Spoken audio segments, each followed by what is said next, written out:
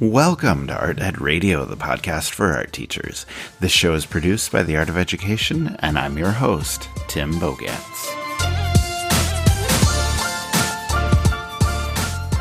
So I've come a long way in my thinking about teacher evaluations over the course of my career. When I first started teaching, I had a principal who was not the best, to put it bluntly. He never set foot in my classroom the entire year, and little did I know that I was supposed to be formally observed 4 times that year. So, with about a week left in the school year, he called me down to his office and asked me to sign 4 blank forms that he would ostensibly fill in later to do my observation. And for whatever reason, being a new teacher, not wanting to rock the boat, I trusted him. I went for it. I signed them and ended up thinking to myself, wow, this observation thing is really simple. Well, the same thing happened the next year, but he did make his way into my classroom a couple times for informal evaluations.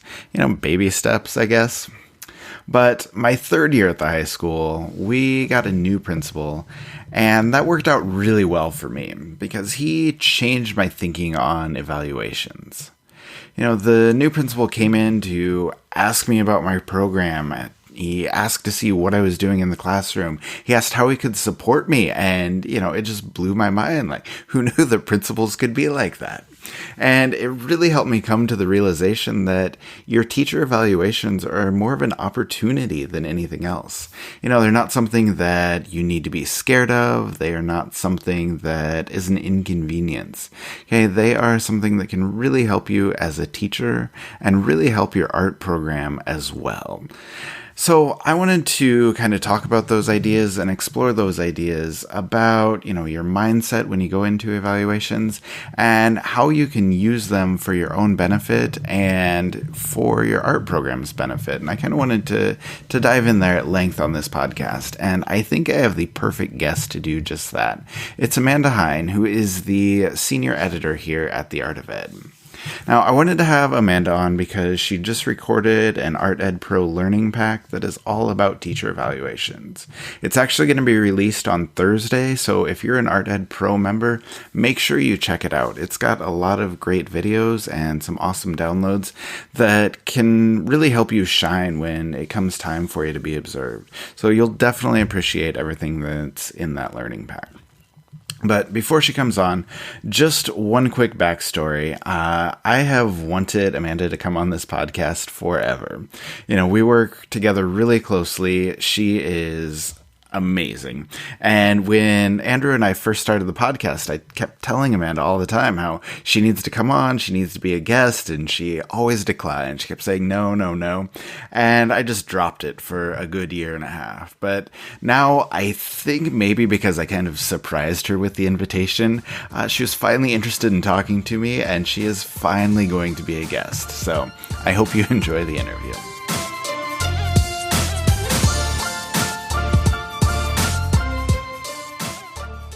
And I am here with Amanda Heyn. Amanda, how are you? I'm doing well. I'm just getting ready to put together the publishing schedule for March and just really excited about it. Nice. Love it. Now, you and I talk literally like 10 times every week, sometimes a bunch more than that, just because of how our jobs at the Art of Ed overlap. But in all this time that we've worked together, you've never been on the podcast. So is that your fault or is that my fault? Well, let's think about who's in charge of booking podcast guests. So I think that would fall to you. But that said, I am super excited to finally be here. Good. And I'm excited to talk to you. Now, you just mentioned the publishing schedule, and I kind of want to let people have a behind-the-scenes look. Can you talk just a little bit about your senior editor role at AOE, what you do, and I guess like when people come to the website, what do they see that comes from your work? Yeah, sure. So I guess I would say my main role as the editor is managing our team of amazing writers. So 99% of the work you see is theirs, and also occasional guest writers from our wider team. as a side note, I'd like to point out that I hired you. So that was obviously a great choice, great decision there. So I'm in charge of kind of scouting new talent for the magazine as well. Day to day, my job looks like kind of any editor, writing or editing the writing for clarity, formatting photos, working with their proofreader, things like that. But I think what's unique to the position at AOE is that I was an art teacher, and on a bigger picture, I really try and think about what our readers want to read. And so I spend a lot of time, online and talking to art teacher friends about the biggest issues in art ed that they either want help with or want to learn more about. And just trying to do our best to lead the team to respond to that. And of course, bringing their innovative ideas to the magazine as well. Yeah, that's really cool. And I appreciate you being humble about all this, but I think you have a bigger role than you let on. And for everybody who's listening, Amanda does an awesome job with just the whole direction of everything that you see on the website. So if you appreciate anything that goes up there, then you can give her some credit for that. But I want to kind of dive into the real topic of conversations today. I wanted to have you on to talk about evaluations and observations. So, let's start with this. Like, why do you think people are so apprehensive when it comes to being evaluated? And part two of that, what can people do to put their mind at ease and kind of help themselves relax when it is time for an evaluation? Yeah. Okay. So first of all, before I dive into my answer, it's okay to be nervous. Like, I think some people think like, oh gosh, other teachers don't feel this way, or veteran teachers don't feel this way. I think it's a very normal response to the situation. You have someone who is usually higher up than you. I would probably say always higher up than you. Sometimes it's, for all intents and purposes, a stranger coming into your room to watch you teach. And I don't know about you or the listeners out there, but like, put me in a room with 100 kids and I'm totally fine. And you throw like one adult, like someone's grandma comes for the day, and I'm like, oh my God. I know you're on pins and needles all day. You're like, am I doing this right? Like, this is the stuff you do every day. But as soon as like a peer or a colleague or an administrator comes in, like you're just panicked. Like, I don't know. I always hate having people in my room. But anyway, go ahead. Yes. And it's totally true about like even a colleague, even someone who might teach the same level as you, like they don't know the art room. And so there's this whole thing of like, do they get what I'm doing? Like, what you're doing, but they may not know what you're doing. And it just, it's very apprehensive, or you can feel very apprehensive. So I think the biggest thing is that people feel very judged. And I think there's an element of truth to that word. Like, yes, someone's watching your teaching and critiquing it, but in order to help yourself relax, I think one of the biggest things you can do is to kind of change the word. Like, changing the language around something is something that I try to do a lot if I'm in a situation where I feel uncomfortable or, whatever, because it really changes your perception of the situation. So like, I might be becoming a little bit of an armchair expert here, but words have power. And, for example, if you go into a day of guided reading PD, and you go in with the mindset that it's going to be the worst day of your entire life, right? Which it's probably not going to be great, but you're setting yourself up for failure. Whereas if you go in with the mindset like, okay, this is probably going to be pretty irrelevant to me. This happens often, but I can work with it. I'm going to challenge myself to find one takeaway, right? Like, that's going to set you up for a very different outcome.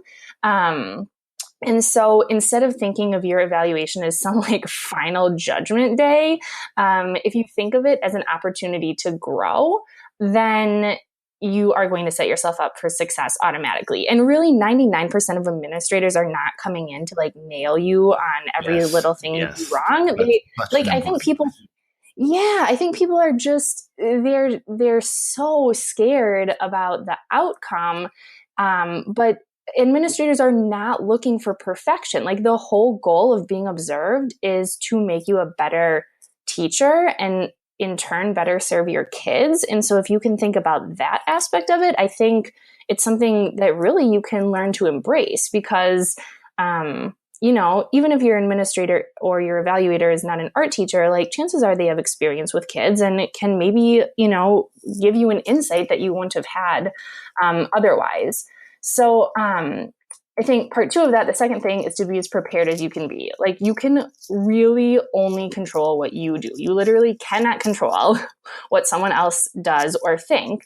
But it's nice to finish an observation and think like, wow, there wasn't anything else I could have done to be prepared. Like, I literally gave it my best shot. And I think preparation is key.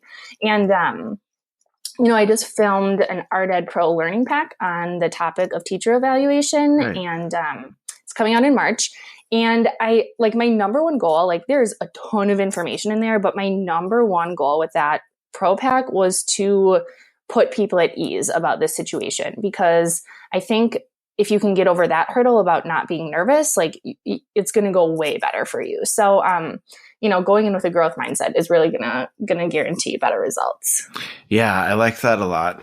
One thing that you said about preparation being key, I want to dive into that a little bit more. So let me just ask you, like, when you are putting together everything for your evaluation, everybody thinks that they have to teach the perfect lesson and, do an anticipatory set and have their learning goals on the board and, just make sure that you're perfect step by step by step all the way through.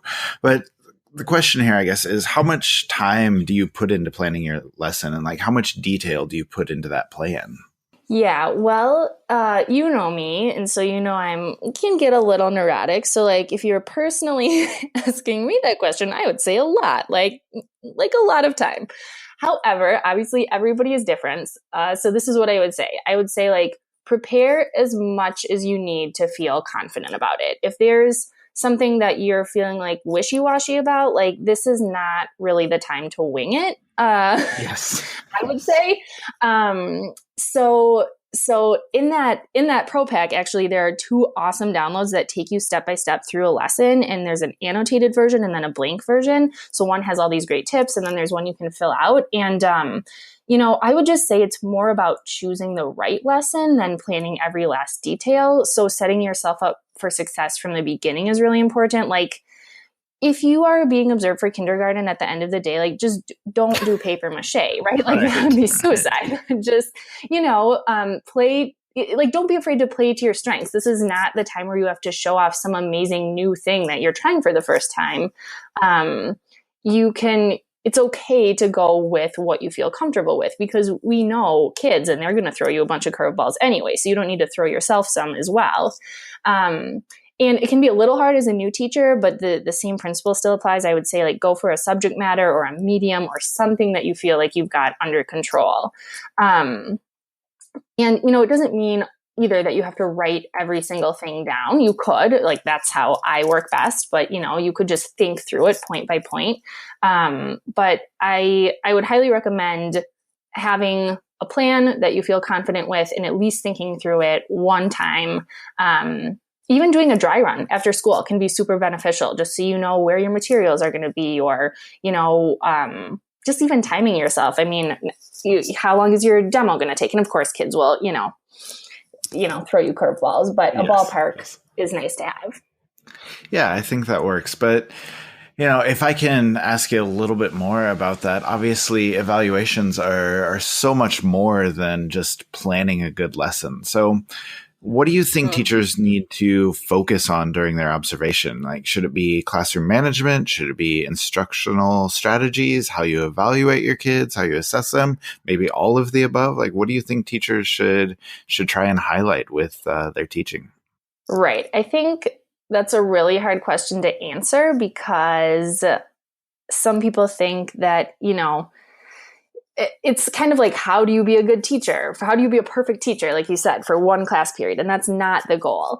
I think the first thing that you should do is to look over your framework that your administrator has provided you with, whether that's Danielson or Marzano or something else. Like that should help you key into like the big things, that framework is looking for, or some specific things even that, that they may be looking for. The second thing you can do is just straight up ask. Like a pre-evaluation meeting should be a part of any formal process. And if it isn't, I would definitely recommend asking for one. And it doesn't hurt to get a sense of what, what's most important to your evaluator. But those things said, I think for me, classroom management is number one.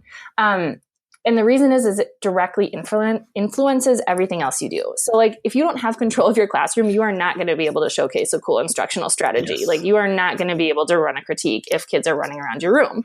So I would say before your evaluation, I would definitely revisit your rules, your routines, your procedures, and just see if anything needs a little shoring up before that big day. Because, if you have kids running wild, that's going to reflect poorly on you no matter how cool your lesson is. No, I think that's a really good point. And in that answer, you touched on actually what I wanted to ask you about next, which is sort of the pre-evaluation period. And so, if your administrator is doing an evaluation the way they should, which we know doesn't always happen, Yes. There should be that pre-evaluation meeting and also sort of a post-evaluation follow-up. So I guess my question is, what kind of things would you want to talk about, or what would you recommend people talk about with their administrator in those meetings? Okay, and where do you think they should try and, put their administrator's focus during, their lesson that they're teaching? Yeah, that's a great question. So I think a lot of people overlook those meetings because they're so nervous about the observation itself. But these are really important conversations and really important opportunities for you because when else do you have your administrator's undivided attention? Yes. You never get that. And here you are potentially getting it twice within a really short period of time. So I guess the first thing I would say is these meetings are as much for them as they are for you. Like, yes, they're probably going to be sharing some things with you, but they're also going to be looking to you to share some things with them. And so traditionally, the pre-observation meeting is to go over your lesson plan and anything else you want your observer to know about your classroom. So this might be where you tell them what a typical day looks like or feels like in your classroom. It may be where you give a little bit of philosophy into why you do things the way you do. So for example, like they may not be used to students talking during work time, like in a math class or like a English class or something. Or if you are in a choice-based space, like they may never have seen anything in education that resembles the beautiful, sometimes chaotic nature of those spaces. And so it's unfortunately, like, yes, it would be great if they realized all the cool stuff going on in your room, but chances are they don't. So it is your job to let them know what they'll be seeing and why. Not just, oh, I let my students talk during work time, but they're bouncing ideas off of each other, or we have a really collaborative group, or, kids are critiquing each other, or whatever it is, whatever the why is. I think it's really important to let them know before they come, because otherwise it's going to seem like a defense thing if you bring it up in the post-observation meeting. So this is like, we front load with our students all the time about new things coming up or changes or, just background information. And I think it's really important to, provide your administrator or your evaluator with a bunch of front loading about your room and how great it is. It's also a great time to give an elevator speech because it's short, it's to the point. We have a super great article on AOE that was published within the last few months about exactly how to do that. So I would suggest checking that out. And then also in the pre-evaluation, you have kind of a cool opportunity to position yourself as a really reflective teacher because you might want to ask for something specific. So if you're heading into this with a growth mindset, like, yes, they have things they're looking for, but you might have something that you're looking for. So maybe you're struggling with transitions, or they're coming to observe a class in which, this one kid, you can't hook them, or you can't get them on task. And so you can ask them to watch for specific things, and they will be super impressed if you do that. In terms of post-observation, the basics are that you're going to kind of debrief, right? Yeah. You're going to come ready to discuss what happened. Again, I think this is probably the most important meeting or place in the observation to put on your growth mindset hat, as hard as that can be, because you're probably going to get some constructive feedback. But, if you really try not to get defensive and really try to take like whatever nuggets they can give you about how you can improve, most administrators, I really believe, do have your best interest at heart. It's a really good idea to jot down a few thoughts, like right after they leave that day, that moment, because, administrators can get busy, right? And so like you may have your evaluation and then it might be 4 days later that you have the meeting, and that meeting might get rescheduled, and it's 2 weeks later and you're trying to think about like the nuances of this great lesson. So I would definitely try to take, and I know I've been there with back-to-back classes, but if you can find some time that hour after you do it and just jot down a few things that you want to remember for that meeting, I think that would be really great. And then finally, I would say that last meeting can be a really good chance to advocate for your art program, because again, you have their undivided attention. Plug your upcoming art show, ask if you can do an announcement over the loudspeaker, like go big and see if there's any leftover, budget money for a special project. So I think the key in both of those meetings is just to remember you're talking to another human being, like if you can, again, like words have power. If you can remove that big, scary administrator title and just see it as two people, having a chat, I think that will go a long way in making you feel more relaxed. Yeah, I think that's a lot of really good advice. And I think the biggest thing I can say about that is just, look at your pre and post evaluation meetings as an opportunity, because so many people look at it as something scary, like you mentioned, or something extra that they have to do. But it is such a good opportunity, not only for you to grow as a teacher, but also to help grow your program, to help advocate for your program. And I think that's something that's really vital. But just one last question for you here. Just any last words of advice for people? Like, can you share a couple tips to help people find success when it comes time for their observation or their evaluation?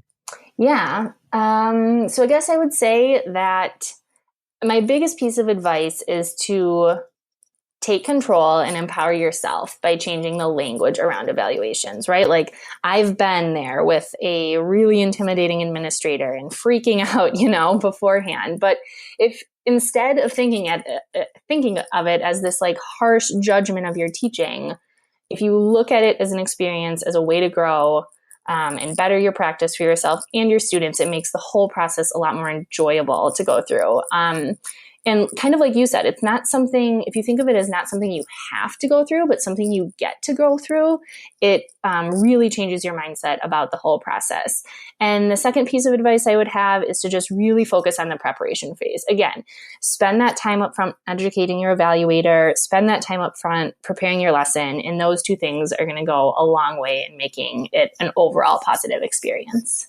Yeah, that is some really good advice, and I think that's a good place to wrap it up. Good set of words for everybody to kind of go home with and take with them. So, Amanda, thank you so much for joining me. It was great to finally have you on, and great to talk to you. So, hopefully we can have you back on sometime and not wait 2 years to do it. I would love that.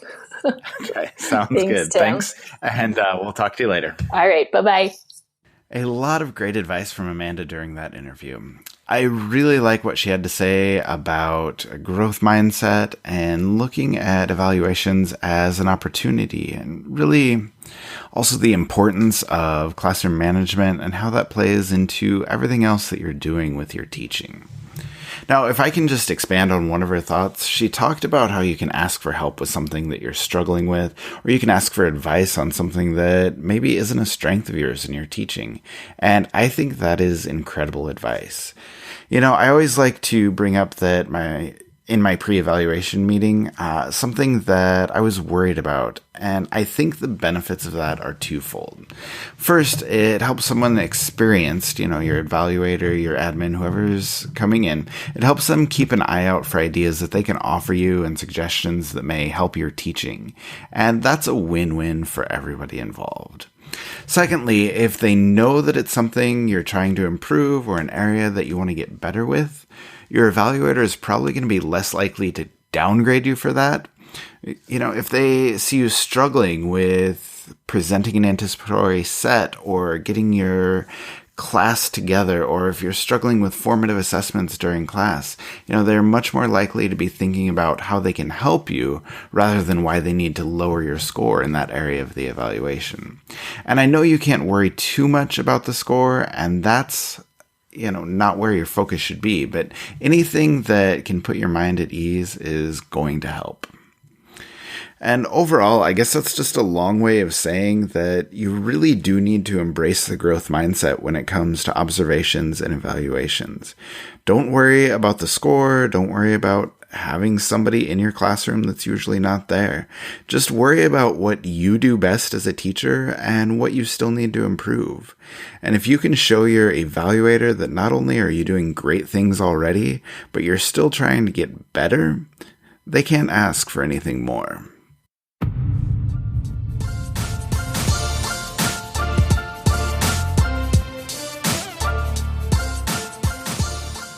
Art Ed Radio is produced by the Art of Education with audio engineering from Michael Crocker. One last thing before you go, I talked in the intro and Amanda talked in the interview of Art Ed Pro. If you are a member, make sure you go check out her learning path. It comes out Thursday on observations and evaluations.